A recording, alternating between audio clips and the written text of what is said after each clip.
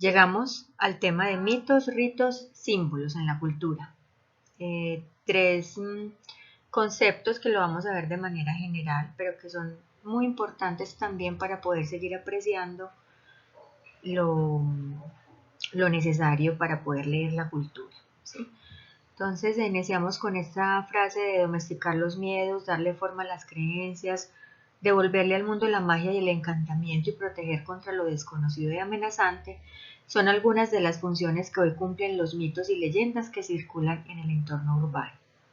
Vamos a ver entonces cómo esos conceptos también se han filtrado dentro de nuestra cotidianidad y qué significados le damos ahora. Empezamos entonces con mito. Vean que la palabra mito se ha tergiversado un poco porque creo que les ha pasado que se confunde mucho como con mentira o como eso es puro cuento, eso es un mito. Pero aquí vamos a considerar el mito como su principal acepción y es lo que nos plantea aquí la definición de esta diapositiva, ¿sí? El mito es una respuesta, una explicación sobre los orígenes de todo cuanto existe.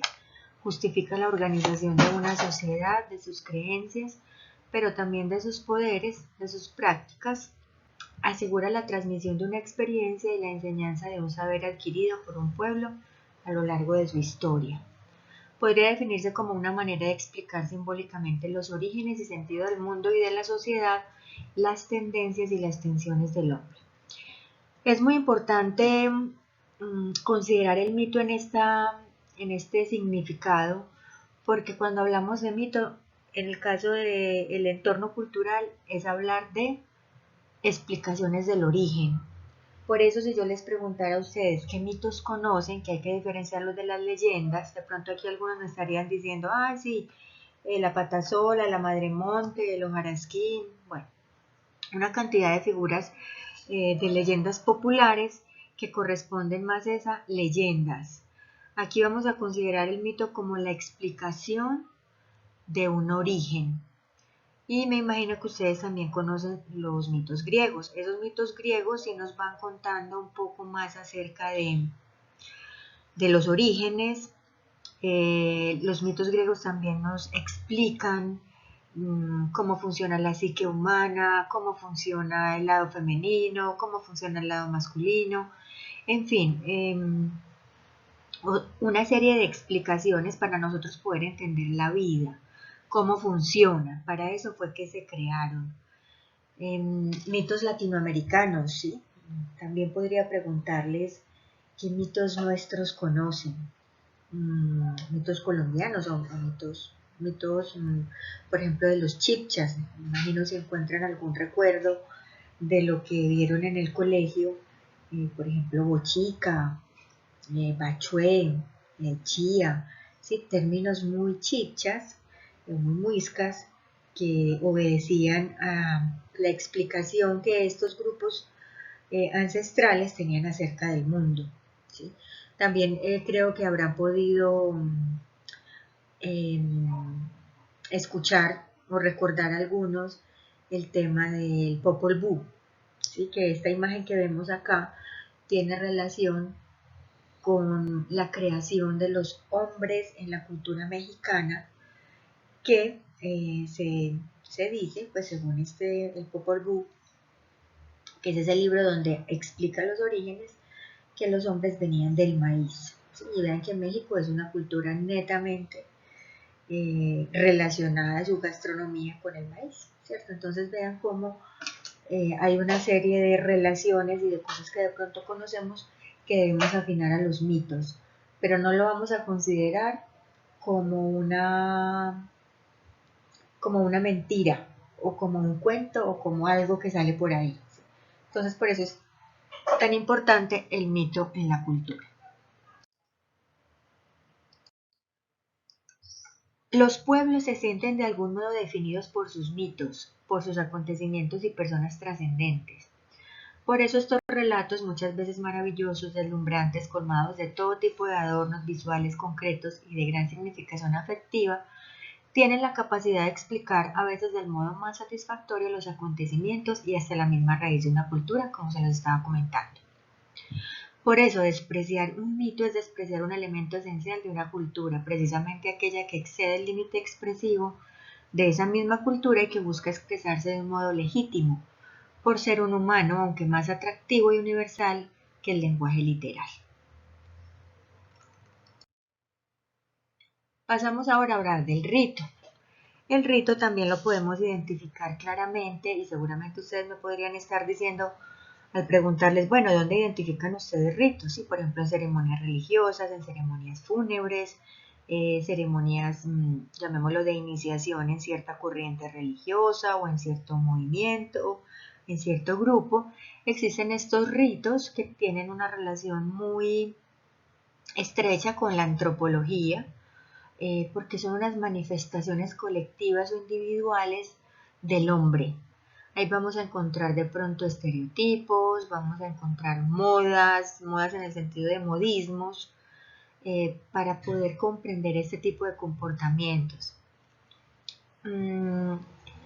Por ejemplo, también en algunas clases me lo han preguntado, bueno, por ejemplo, lavarse los dientes puede ser un rito, como una función como tal, no es un rito, pero lo que tú puedes hacer sí es ritualizarlo, ¿sí? O por ejemplo, cuando uno lee el periódico, pues las personas que todavía leen el periódico, ¿qué es lo que hacen? Listo, se traen su tacita de café, de tinto, están tranquilos en la mañana, se sientan al lado de una ventana, debajo de un árbol, ponen música o ponen noticias. Ahí es cuando se está ritualizando el momento. Es cuando tú le das un significado a lo que estás haciendo, un significado y una intención, ¿cierto? Entonces, por ejemplo, volviendo al tema del lavado de dientes, ¿qué es lo que pasa? El lavado de dientes pues es un hábito saludable de higiene que se debe hacer. Pero si yo, por ejemplo, cuando me vaya a lavar los dientes, volvamos al tema de la música, o pongo un incienso, o pongo una hojita de menta, la pongo en mi boca, en fin, puedo como integrar a esa práctica algo que dé más sentido. Entonces, por ejemplo, la limpieza de dientes, ¿a qué puede apuntar?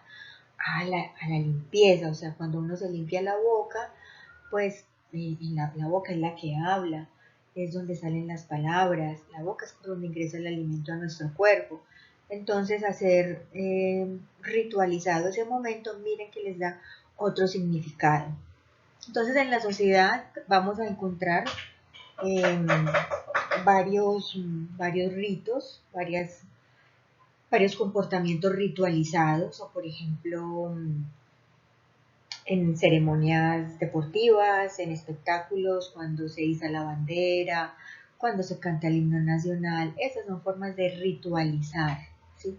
Entonces, que quede claro, no es el hecho como tal, ¿sí? Esos son, por ejemplo, unos temas de protocolo, pero cuando yo agrego unos elementos con una intención definida, es que yo me estoy apropiando del momento, le estoy dando un significado y lo estoy llevando como a una dimensión más allá de la cotidiana, ¿cierto? Entonces por eso son tan importantes. Vamos ahora al símbolo. El símbolo. Vean que la definición, como nos lo plantea aquí la diapositiva, habla de una relación de comunión religiosa o ideológica, ¿sí? Entonces el símbolo va más allá de ser un aspecto gráfico que lo tiene, y ese aspecto gráfico o figurativo debe tener también un significado y debe tener un significado igual para todo el mundo. Entonces aquí vienen, por ejemplo, los ejemplos de la paloma de la paz, por ejemplo, la Cruz Roja en la mayoría de los países, porque sabemos que en los países orientales es una media luna, por ejemplo, pero normalmente en nuestros entornos, cuando yo veo una Cruz Roja, ¿qué estoy pensando? Que ahí hay un servicio médico, ¿cierto? Y lo puedo ver yo, lo puede ver una persona de Estados Unidos, de África, en fin, de cualquier lado, inclusive hasta el mismo oriental. Podría llegar a identificarlo como un servicio médico porque su lenguaje es universal, ¿sí? Entonces eso es clave para poder comprender la complejidad de un símbolo. Lo hablo en complejidad en el sentido que es muy importante saberlos leer, saber qué significan. Representa una realidad exterior por medio de una imagen, como decía, tiene el tema de la parte gráfica, ¿sí? Pero la parte gráfica unida a un significado, ¿sí? Donde vamos a encontrar más símbolos en las culturas antiguas, en las religiones, ¿sí? Y ahora nosotros también podemos encontrar algunos logotipos que se han convertido en símbolos, ¿sí? O empresas que también que utilicen esta parte gráfica como un símbolo que les permita a ellos hacerse comprender, ¿sí?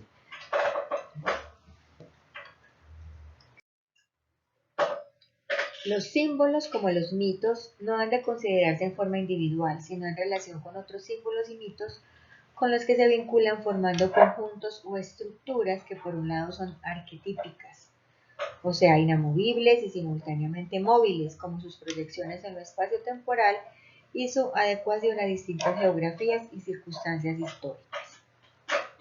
Vean esta parte tan importante. La cultura es un juego de símbolos, una simbólica de la que participa no solo el cuerpo social o individual, sino que constituye además el origen del pensamiento, las estructuras e imágenes de los procesos mentales de la tribu o la persona.